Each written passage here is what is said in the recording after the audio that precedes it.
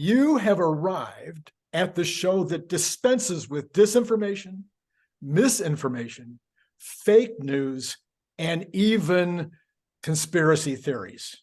We call it the Brian and Randy Show. Yes, we do. Yes, we have apparently just decided bilaterally that we do. Well, you know, your name is first in the alphabet. That's how I decided. Because actually Randy and Brian sounds better.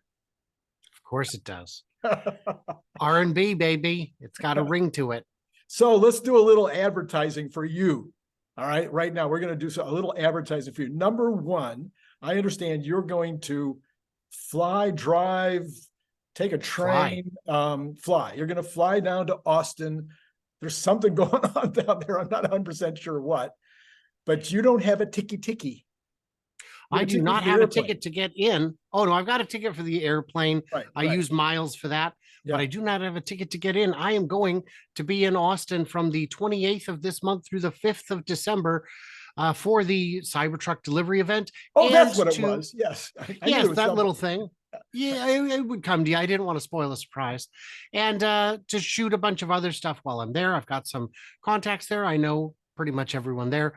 And so we'll be doing some collaborations. It'll be a lot of fun. And if you're in Austin and want to say hello, let me know. And for that matter, if you have a +1 and would enjoy some off-color commentary and live analysis, think of it as your 3-hour live stream just for you. There you go. All right. So +1, somebody that's going, they've gotten their deal. Have they started sending out the invites yet? What I read today is that on November 16th, people will be notified. I see. Okay. So if you get on the 16th, if you get notified and Brian doesn't, then you know what to do. You give Brian a holler and you send him a ticket. Now, I also understand that both of us are getting close to some round numbers, but you're a lot closer to your round number. So tell me about that. I am within 333 subscribers of 50,000. I'm almost there, baby. 50,000 subscribers. Not 50,000 negative comments. This will be 50,000 subscribers. Oh, no. I passed that long ago. Probably. I see. And you're coming up on? Yeah. I'm coming up on 20,000, but I'm like 2,500 short. So I'm, the end of the year would be cool. But hey, subscribers, subscribe to me, subscribe to Brian, follow him. Push me over the cliff. Hit our Patreons. If you got money hanging around, you just don't know what to do with it. And, I know many of you are in that situation. So there you go. All right, Brian, we're going to talk today. I want to talk about the stock. Yeah. As just something to kick it off with. The stock is up like $7 or $8 last time I checked. Still is. Yep. The Dow is finally up, actually. The NASDAQ, however, is down. S&P is down. The Magnificent Seven are almost all down. So Tesla is up like this, and everything else is either neutral or down. And I'm trying to figure out, I don't think it could be that new supercharger deal in England. Could that have created that much activity? No, that would have created virtually none. No, I believe virtually none, not none. There may be some people involved with those companies who saw that and said, okay, you know what? Maybe I should get a piece of this before it gets too big. That could be some, but not enough to move the market, especially on a stock this large. Yes. So what is it when all tech is kind of down apart from one? Yes. And I'll tell you what it is. And this is my honest opinion. No bad news, a lack of bad news, because we've been having just the silliest, dumbest bad news recently that makes no sense. One guy, my car caught on fire because of the battery, owner says. Yes. That reminds me of the last time we saw owner says and found out he actually fired a bullet through it. He discharged a firearm through his battery and then said, who knows, man, could have active God. Yeah, God, I don't think God carries firearms. I'm not sure. I haven't checked. It would be not the most surprising news, but there's been a lack of bad news. We do have very strong numbers coming out of China for the ramp of the new Model 3. Right. The 3 Plus, they're officially calling it for now.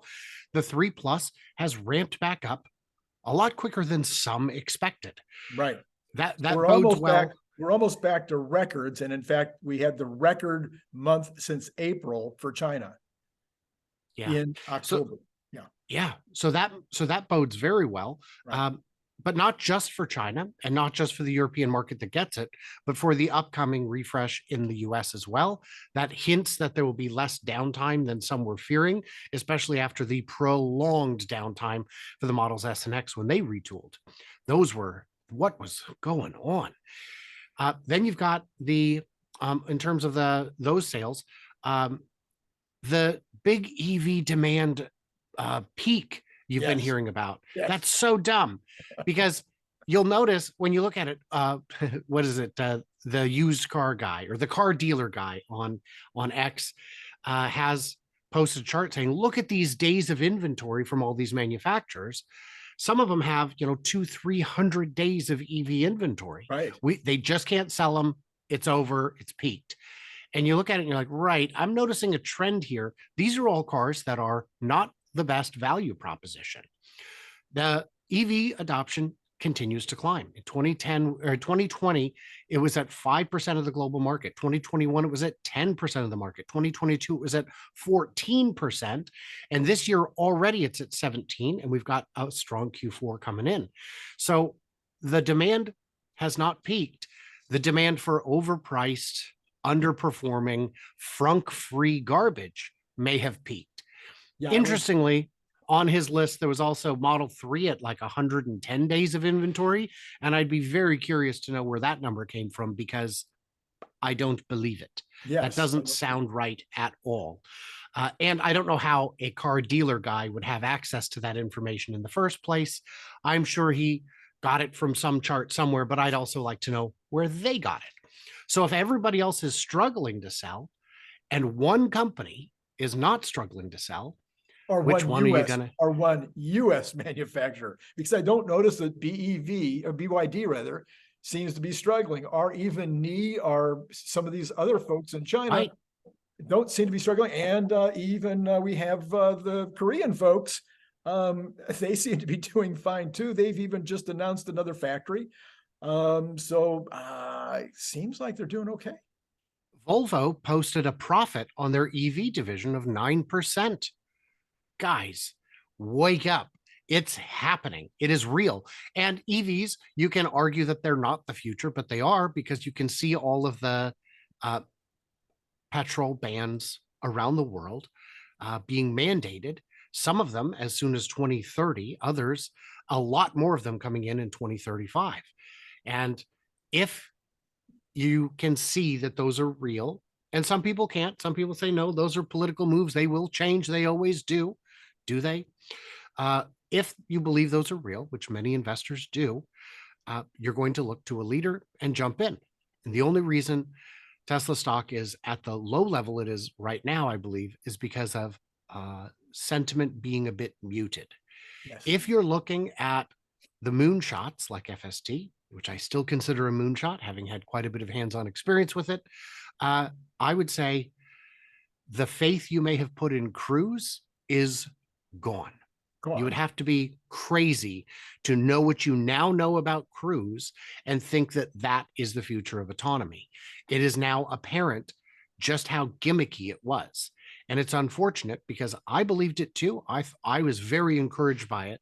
Wow. Leaving really the number of serious players in the space has dwindled, just like so many other things. So many other things, like the number of serious players in the charging station place. So let's play with the whole charging station thing for a second, though. So you say no, that couldn't be it. Now the first one we did get a pop when the British Petroleum said they were going to buy, and they had a dollar number on it, etc. And that we did get a stock pop that day that could pretty well be said was 100% about BP.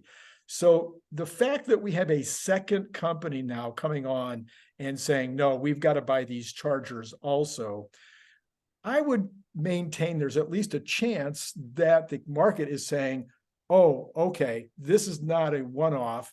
this is going to be Tesla getting all of the business, or a substantial amount of the charger business. And that isn't just the hardware, probably, and the installation, maybe, but it's also some kind of ongoing contract, undoubtedly, for sharing in the profits of that stream, of that energy stream. So this could be, insignificant in terms of the huge company that Tesla will be someday, but not insignificant in terms of a stock that's only trading at 220 right now. I will add to what you're saying. I will add that again, the people in the industry who understand what this means are probably people with money, probably people with stock in companies that they believe in that make these products. You know how it works. You've seen people when they work in electronics will say, you know what? I've seen the new Sony or Panasonic product that's coming up in a year. I'm going to buy some stock. Right. And if you work in this industry, which is already quite large, and chock to the gills with high income people, when they see a shift like this, it's very possible that those people make that move. They say, I'm going to sell my Bosch because it's pretty flat, and I'm going to buy some Tesla because they are the real competitor. And that it could only be a penny or two to the stock to create some momentum. Right. And then momentum begets momentum in both directions. So that could be absolutely a factor, because, when the astronauts were delivered to the pad for the first crewed mission, they went in Tesla Model X's, and there was so much excitement, so much enthusiasm. Everyone wanted a bit of SpaceX stock, and you can't get it. So they bought Tesla stock. Tesla stock popped for something, let's say, almost completely unrelated to Tesla. Now, mind you, SpaceX does buy a lot of components from Tesla, because when they needed high-powered motors for actuators on the grid fins, they said, do we know anybody that makes really powerful electric motors that are reliable, that we can count on and get in a reasonable time frame? There are two other things that I think are factors that may or may not impact it. Cybertruck hype is getting real. Yeah. It is around the corner. It is all anyone can talk about. And when you see, it was great, Edmunds put out this tweet showing it doing a hill climb, or was it the hill climb? No, it was the panel gaps on the one that Franz took to the beach. Yes. And they're saying, oh my gosh, this company's so stupid. And I said, Edmunds, what are you doing? They're not going to advertise with you. And you just gave them more free press than money can buy. You gave them Super Bowl sized exposure for free. The only people who care about panel gaps couldn't get in line to get one by 2026. And by the time 2026 comes, by the time you can just order and get one, all that's going to be worked out.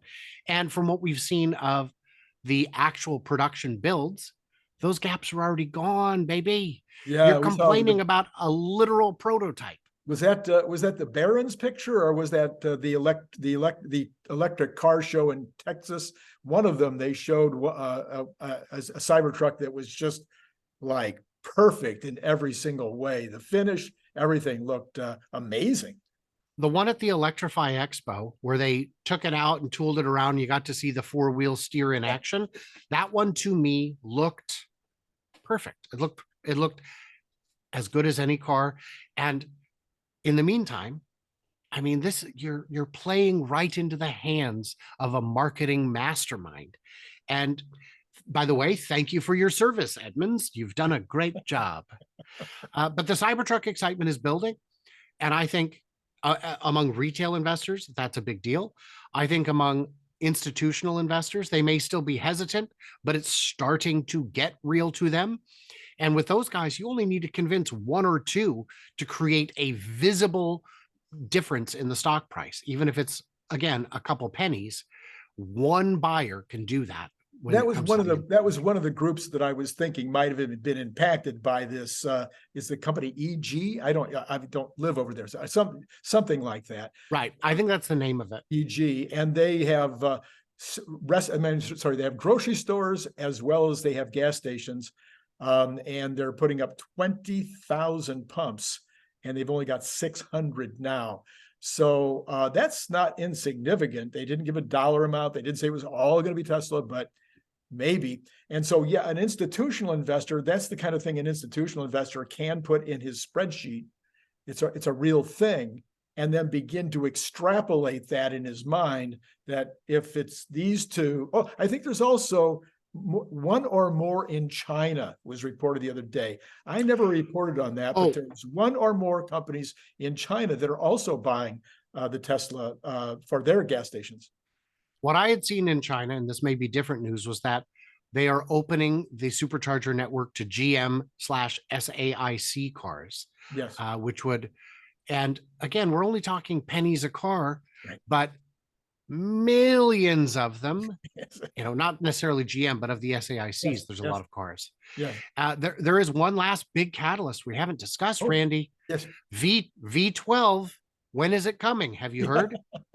Well, I heard it's about 2 weeks. You taking the over or the under? I'm thinking, I reported on my program this morning. I said they should come out with it on Monday Monday after Thanksgiving weekend, so that those who are driving to Austin would have it. Oh, talk that's great. about it when they get there. So I'm hoping for Monday, that'll be 2 weeks, Monday of that week. So we'll see what happens. I don't know. I saw a lot of great comments on X saying, oh, awesome. So 6 months, I'm looking forward to it. I don't believe V12 coming out, even with a concrete date, would be sufficient to move the stock. Sorry about that. Yeah, I don't believe V12 coming out, even with a concrete date, would be sufficient to move the stock. The announcement that it's coming on a concrete date. Once it comes out, if it's marvelous, that would be, yes, sir. But it hasn't, so that doesn't affect today. Right. All right. Yeah. Well, I think that we have done our job. We have gotten rid of the misinformation, the disinformation. Certainly, if there are any conspiracy theories going around out there, we've destroyed. Well, in the comments, I would like for you guys to tell us, why do you think it moved today? Yeah. What's going on? Because we are but two humble servants, and we cannot know all things at all times. Yes. So what? Yeah, tell us. Yeah, this is the Randy and Brian and Randy show. Don't forget when you get your ticket for Austin, don't put it in your head right now, and you don't have a +1 already, and you don't mind somebody who's slightly bald as your +1, then, I mean, that could be discrimination. Don't call HR, okay? I'm sorry. I'm saying I'm sorry already. I don't want Grandpa getting ageist on me here. What's going on? All right. Hey, Brian, thanks a lot for being on as always. And, thank you, Randy. We'll be going to be back on Tuesday. We're going to be talking things like Gen 3. We're going to be talking Juniper. We're going to be talking about Model 3 Plus. We're going to be talking about all kinds of speculation. And so, might be some disinformation in there. I'm not sure. Anyway, see you tomorrow, Brian. See ya. All right. Been great talking to all you folks out there too.